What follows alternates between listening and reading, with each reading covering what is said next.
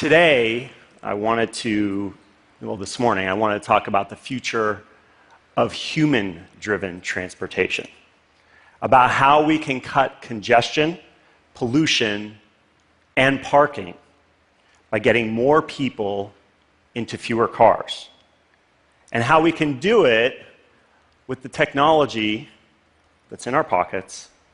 And yes, I'm talking about smartphones, not self-driving cars. But to get started, we've got to go back over 100 years, because it turns out there was an Uber way before Uber. And if it had survived, the future of transportation would probably already be here. So let me introduce you to the jitney. In 1914, it was created or invented by a guy named L.P. Draper.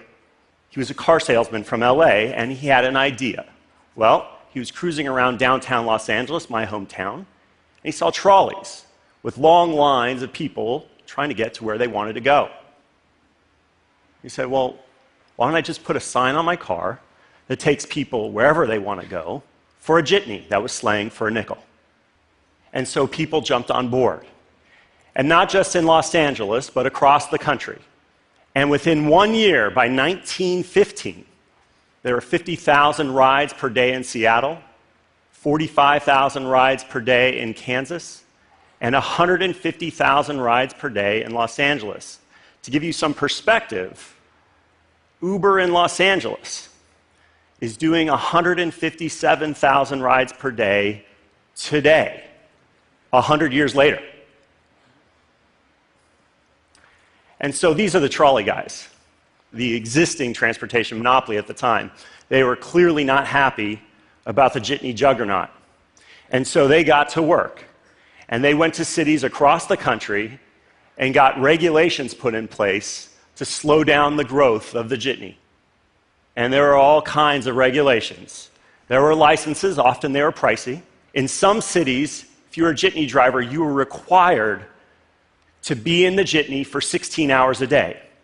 In other cities, they required 2 jitney drivers for 1 jitney. But there was a really interesting regulation, which was they had to put a backseat light, install it in every jitney to stop a new pernicious innovation, which they called spooning. Okay.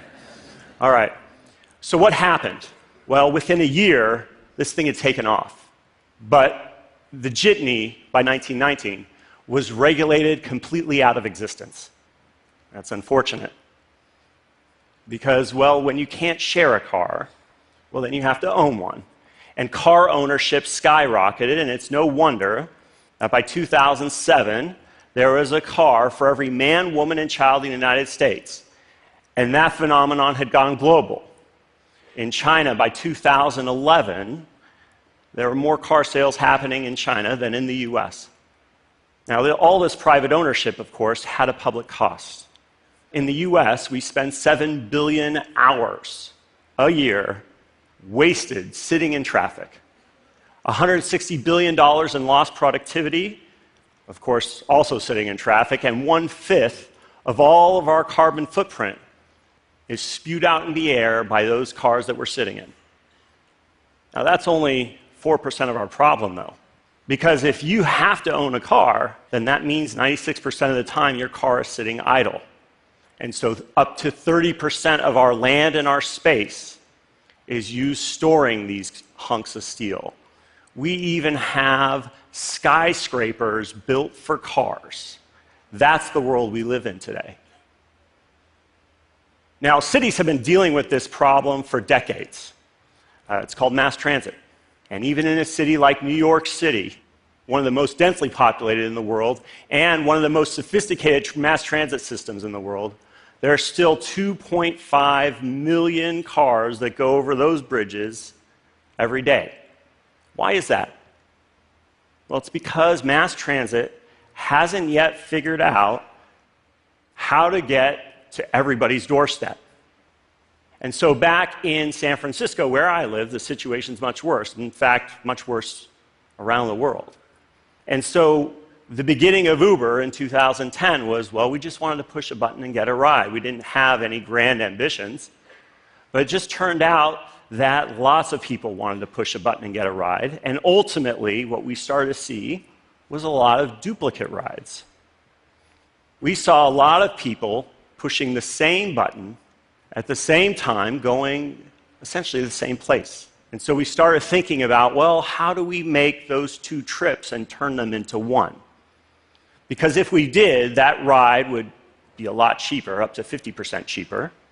And of course, for the city, you got a lot more people and a lot fewer cars. And so the big question for us was, would it work? Could you have a cheaper ride, cheap enough, that people would be willing to share it?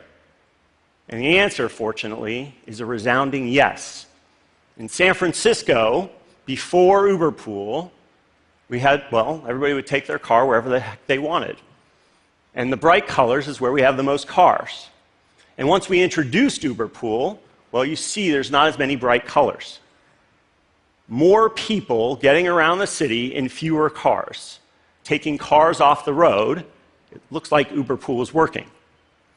And so we rolled it out in Los Angeles 8 months ago.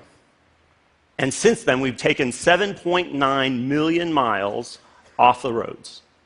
And we've taken 1.4 thousand metric tons of CO2 out of the air.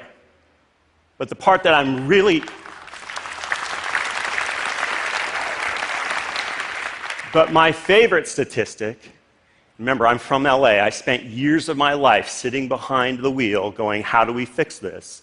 My favorite part is that 8 months later, we have added 100,000 new people that are carpooling every week.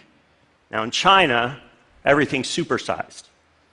And so we're doing 15 million Uber Pool trips per month. That's 500,000 per day. And of course, we're seeing that exponential growth happen. In fact, we're seeing it in LA too.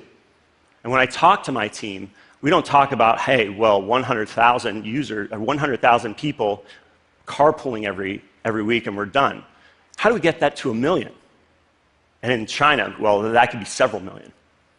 And so Uber Pool is a very great solution for urban carpooling. But what about the suburbs? This is the street where I grew up in Los Angeles, actually a suburb called Northridge, California. And, well, look, those mailboxes, they kind of just go on forever. And every morning at about the same time, cars roll out of their driveway, most of them one person in the car, and they go to work. They go to their place of work.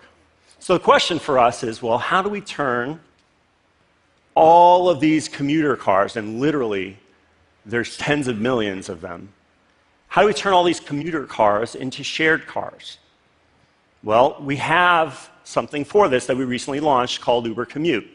You get up in the morning, get ready for work, get your coffee, go to your car, and you light up the Uber app, and all of a sudden, you become an Uber driver. And we'll match you up with one of your neighbors on your way to work, and it's a really great thing. There's just one hitch. It's called regulation. So 54 cents a mile, what is that? Well, that is what the US government has determined that the cost of owning a car is per mile. You can pick up anybody in the United States and take them wherever they want to go at a moment's notice for 54 cents a mile or less. But if you charge 60 cents a mile, you're a criminal.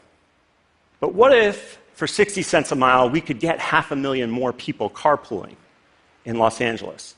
And what if, at 60 cents a mile, we could get 50 million people carpooling in the United States? If we could, it's obviously something we should do. And so it goes back to the lesson of the jitney, is by 1915, this thing was taking off. Imagine, without the regulations that happened, if that thing could just keep going. How would our cities be different today? Would we have parks in the place of parking lots? Well, we lost that chance. But technology has given us another opportunity. Now, I'm as excited as anybody else about self-driving cars. But do we have to really wait 5, 10, or even 20 years to make our new cities a reality, with the technology in our pockets today and a little smart regulation, we can turn every car into a shared car. And we can reclaim our cities starting today. Thank you.